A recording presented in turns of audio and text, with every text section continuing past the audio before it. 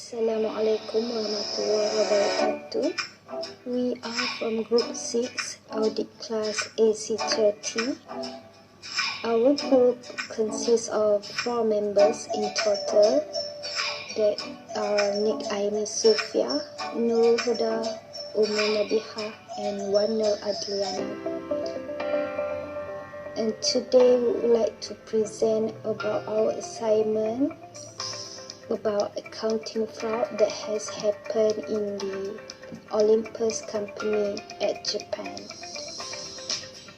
To begin with, let's understand the term accounting fraud first. In general, accounting fraud can be defined as any alteration or intentional misrepresentation of the accounts records. In the business world, accounting fraud can be seen when there is an alteration or intentional misrepresentation in the company's financial statement. This type of fraud usually happens to manipulate a company's financial health in order to hide any profits or loss incurred. Accounting fraud can be committed not only by the employees, but also by the accountant or even the organization itself. There are 3 types of fraud where it can happen in a company, which are the overstatement of revenue, the unrecorded expenses, and the misstatement of assets and liabilities. Cook the book is one of the terms that is closely related to the accounting fraud. It is an idiom describing fraudulent activities that involve the practice of lying and cheating in the accounting record. Typically, cooking the books involves the manipulation of financial data to create non-existent earnings to make their financial results look better than they are. Some examples of techniques that is used to cook the books involve accelerating revenues, delaying expenses, manipulating pension plans, and implementing synthetic leases accounting tricks that provide incorrect information in a company's financial statement. Among the famous accounting fraud cases that has been exposed cooking the books is Enron and WorldCom cases, where they claiming the existence of billions in assets in their financial records which didn't exist in reality. In response to this accounting scandal in the early 2000s, Sarbanes-Oxley Act 2002 was enacted as these fraud cases shook investor confidence in financial statements and required an overhaul of regulatory standards. To relate with our assignment, the accounting fraud can be further explained in the Olympus case, which was one of Japan's biggest corporate scandals. Olympus was formed in October 1990, formerly known as Takachiho Seisakusho, and specialized in microscope and thermometer businesses. In the 1970s, Olympus extended its business with 3 core products that are microscope, cameras, and medical devices. However, in 2012, 3 former executives of Olympus were pleaded guilty of charges related to $1.7 billion accounting cover-up of massive investment losses.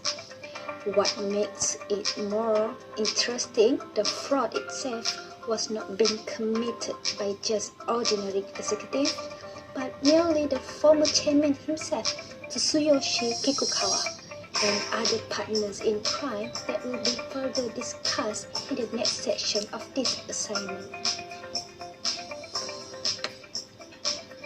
How the fraud was perpetrated and concealed. In 1980 to 1990, Toshiro Shimoyama was the president and CEO of Olympus Japan in 1980. Operational income of Olympus declined significantly as a result of the sharp appreciation of yen and falling dollar currency. Started making improper financial assets management intended for making speculative investments, headed by Hideo Yamada, accounting division, and Hisashi Mori, his subordinate. In 1991, Olympus started to suffer huge amount of losses from the speculative investment. Investment losses at Olympus had reached close to 100 billion yen. In 2001, Kikukawa promoted to become a president in April. Being known as the great leader, every decision made by Kikukawa is being followed without any criticism by the board of directors. In 2008, Olympus buys 3 companies paying far more than they are worth. The balance being unaccounted fees to a middleman of around 30%. The deal are for over $2 billion. Michael C. Woodford, the whistleblower. In 2004, Woodford became a main board member of Olympus Medical Systems Corporation and was appointed Executive Managing Director of Olympus Medical Systems in Europe. 2011, in April, Woodford was promoted to become COO and President of Olympus in Japan, replacing Kikukawa in April 1. He received an email regarding the information that Olympus might involve in fraud. He realized something suspicious in Olympus and started to investigate the problem of dubious transaction. He had no power to make a decision since Kikukawa was still in full charge of the company management. Small independent magazine called Fakta published embarrassing articles on Olympus' large losses on its recent acquisitions. It was said that Olympus consumed a sum of money to acquire Virus Group, a company that manufactures medical devices in British. It was explained that Olympus acquires Gyros for $2.2 billion. Woodford also found that there were numerous business acquisition transactions were not compatible with Olympus. Olympus had overpaid $687 million advisory fees to an unknown company in Cayman Islands. 2011, in October, Kikukawa appointed Woodford in October 1 as the Olympus CEO while Kikukawa remains as chairman. Woodford started to questioning to Kikukawa and Mori regarding the fraud happening in Olympus, but he was being ignored by them. Kikukawa fired CEO Woodford and dismissed at a short board meeting on October 14. He leaves and discloses his concerns publicly as a result of questioning about the payment related to acquisitions. 2011, in October, Woodford broke the story to the Financial Times and contacted law enforcement authorities in the UK and the US. After a week, the story appeared in the Japanese main press. In October 17, Olympus tells investors that it may take legal action against Woodford, accusing him of disclosing confidential information in media interviews. Olympus finally confirmed it paid $687 million to an advisor in a deal. 2011, in November, Olympus made admission related to the inappropriate company's accounting practice, which they were making dubious acquisitions in order to hide massive losses for 20 years. Kikukawa and Mori resigned from board on November 26. 2011, in December, the TSE suspended the company from the world's second largest stock exchange from its watch list for automatic ejection. Takayama set up 3 boards to review the conclusions of the panel, which were a management reform committee, a committee of lawyers investigating the role of board directors, and another committee of external lawyers investigating the responsibility of non-directors and corporate auditors. 2012, in January, Olympus filing lawsuit against directors on 8 and for all individuals, including audit firms, on the 17th January. After paying a small fine of US $130,000 or 10 million yen, TSE agreed to Olympus remain listed on January 20, 2012. In 2012 February, 7 arrested in Tokyo, including ex-President Shoki Kikukawa, former Executive Vice President Hisashi Mori, former Auditor Hide Yamada, former banker Aki Nadagawa, and Nagorasa Yuko, and 2 others.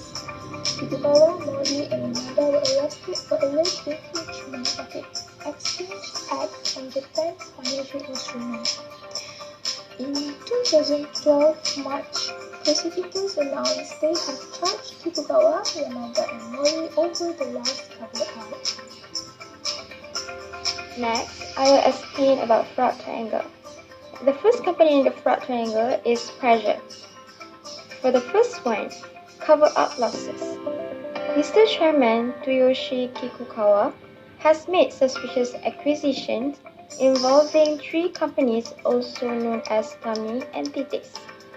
These 3 acquisitions included a mail order of face cream company, a microwave cookery company, and a US $687 million payment of advisory fees to an unknown Cayman Islands company.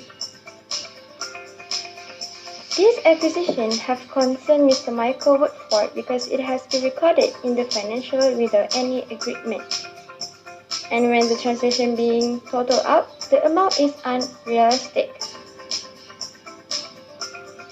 As you can see, in this component, emphasize an individual mindset in doing fraud. In other words, it refers to the purposes of fraud that happen in an organization. Okay, next point in this component is personal incentive. This fraud case also happened because of personal behavior by Mr. Chairman, which is Mr. Kikukawa. At first, it was an initiative from the board of directors in covering the losses that they made by themselves according to the phenomenon of the business from time to time. But moving forward, Mr. Kikukawa feel comfortable in doing fraud and make it happen within 20 years. And therefore, these fraud cases has been covering up within 20 years without knowing until Mr. Whistleblower opened up these cases up. Okay, next component in fraud triangle is opportunity. In this component, the first point is weak internal control. In Olympus' case, a fraud case occurred because they did not implement segregation of duties. Segregation duties are important due to achieving completeness in every activities involved, as well as to monitor all the performance including the employees and the business structure. So in this research, we have covered up and we have discovered Mr. Kikukawa is not a good leader. Mr. Kikukawa only relies on his trusted employee or trusted man, which means Japanese with Japanese, in the board of directors, and never bother Mr. Woodford. However, he also one of the members of board director. This is also because Mr. Woodford is a foreigner. Under this weak internal control, we also discover that there is lack of proper supervision. We can see that Mr. Kikukawa needs to be responsible for giving the employees training, but he never looks into the skills that his employees have. For example, Mr. Woodford has brought Olympus to the best supplier of medical devices internationally, but he significantly and directly fired him because of his always question about the suspicious acquisition. The second point under the opportunity component is ethical problem of the top management. The ethics is one of the factors that need to be highlighted in an organization. But in Olympus cases, Mr. Kikukawa, of course, the one that made unethical in his own organization. he being prejudiced towards Mr. Woodford by assuming him as a tuna sandwich wrapped in cling film, while Mr. Kikowa represented sushi. This situation makes Mr. Woodford uncomfortable, and realize that Mr. Kikowa is trying to explain his role as a foreign employee who has no right to correct the chairman and should not interfere or object to any of his secret internal activity.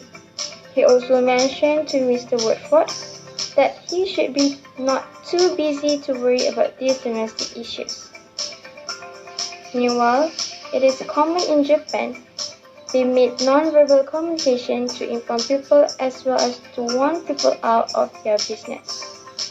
The third point in this component is inadequate accounting policies. This is because these fraud cases also included the auditor Hideo Yamada doing this fraud. He supports and agrees with Mr. Kikowa's illegal activities. Therefore, it can be estimated that Yamada is giving more towards the non-audit services to the company, which not in compliance with the procedure in presenting the financials. Last and but not least, under this fraud triangle, there is component of rationalization or attitudes. This component emphasizes the justifications of the person that committing fraud. This refers to how the attitude was shown for purpose to get the fraud done. So under this component, we discovered that the problem in the Olympus case is loyal. Instead of working, commonly Japanese people are very loyal towards the leader. No matter how bad or good the order is, they will always follow the leader. So this has been shown in this case, the trusted man under the board of directors has followed all the orders from Mr. Kikukawa. And this has put aside Mr. Woodford, however, he is a president in the organization. Therefore, in this case, it is clearly shown that loyalty can lead to disloyalty, and the Japanese will always work for the Japanese. In other words, being prejudiced towards the foreigner to get a valuable return, but at the end, they suffered a huge loss and are sentenced to 3 years in prison. Consequences of fraud. Consequences of fraud is the effect obtained by an organization or individual after a fraud had been revealed. Here are few consequences of fraud that happen and can be discussed based on Olympus scandal. Firstly, auditors. Auditors should be competent and independent when audit a report. If they were found having fraud, meaning that they are not independent, as there could be a conflict of interest when making a report. For example, Yamada, who was an auditor for Olympus, was found guilty and arrested as he violated the financial statement. Not only that, after the scandal occurred, a lot of investors state that this happened due to audit failure, and it also set a lower audit quality in Japanese capital market. Secondly, the company. Possibility for a company facing bankruptcy is high, as they need to pay for the penalty, and for them to build up their new debt need a lot of time and high effort to prove back their credibility to the world. Hiroyuki Sasa, CEO of Olympus in 2012, said that the most challenging part was to gain back the trust from investors. He also said that Olympus maybe need to do some merger and acquisition (M&A) or switch into a new area or field for the company to continuously operate in the future. After that, management. When a fraud occurred, it shows that a company having a poor management system, like in Olympus, when the fraud had been exposed, it showed that Olympus had a poor internal control, do not have segregation of duty, and use hierarchy-driven culture in a management. Hence, if Olympus wants to prevent fraud from happening again, they need to tighten up their internal control, mitigate duty, and stop using this hierarchy-driven culture in their company anymore. Next is shareholders. Shareholders will suffer losses too, as they are financially bound to the company. If company had a fraud and was compounded for a penalty, it will give disadvantages to them. So, it will make shareholders plus their interest toward company, and they may resign from the company too. Hence, the company will lose their shareholders, and it will be hard for them to find new shareholders after scandal occurred, like what happened in Olympus.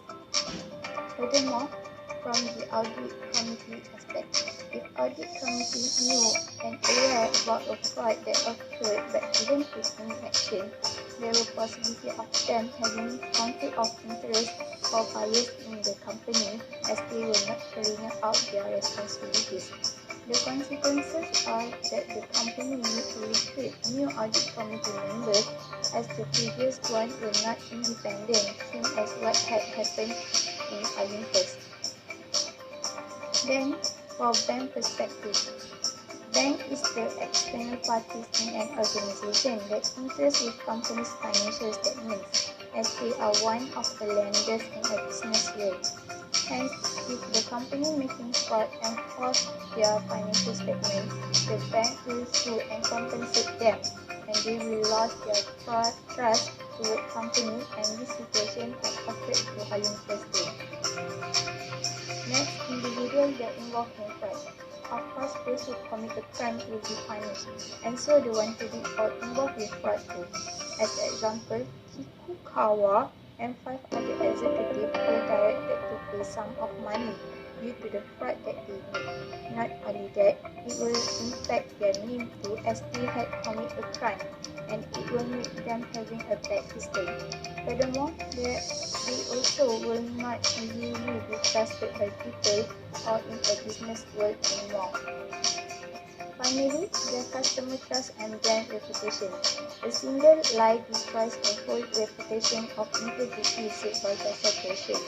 Like in Olympus, after the fraud news had been spread out, their reputation had been tarnished, and they lost their trust from clients and customers, as their client didn't want to sign a contract with them after the rumors about them, which is their scandal of fraud and having a connection with Yakuza had been. In conclusion, we can conclude that Olympus scandal has become one of the biggest cover-ups financial losses in Japanese corporate history. It has attracted worldwide public attention after its own CEO and President Michael Woodford was fired by the board of directors when attempting to uncover the fraud within the company. This case has raised concerns on how the company is being managed at Japan, when Japan financial regulators have tolerated with the hidden loss, whereby the top management of Olympus was able to hide $1.7 billion in investment losses for nearly about 20 years. Based on the fraud triangle concept, we can identify that the pressure to commit the fraud was initiated when the company has suffered a huge amount of loss from the speculative investment, and some might be because of the personnel incentive. On the other hand, the opportunity of committing fraud in Olympus can be seen when there is weak internal control, ethical problem of the top management, and inadequate accounting policies. While the loyalty in Japanese culture seems to be a rationalization on why the fraud can last up to 20 years, as they are loyal to each other. As for the consequences of this fraud, it has impacted many parties that comes from auditors, even its company itself, the shareholders, the audit committee, and even the bank side. With the executive being punished, the effect of fraud not only stops there but also has tarnished the Olympus image, reputation, and as a consequence, they have lost the trust from the customers and clients. The fraud case has caused the governance policies to be changed. Same as the Emerald case, it has changed the governance policies in the United States. And Olympus did the same in the Japan's country. Olympus scandals has caused Japan to revise its corporate governance practices that includes a lack of board independence and a corporate culture that makes it difficult for whistleblowers to come forward. Through this, one after another corporate has managed to be exposed. For example, Takata airbag safety scandals in 2013, Toshiba accounting scandals in 2015, and Mitsubishi data manipulation scandal in 2016.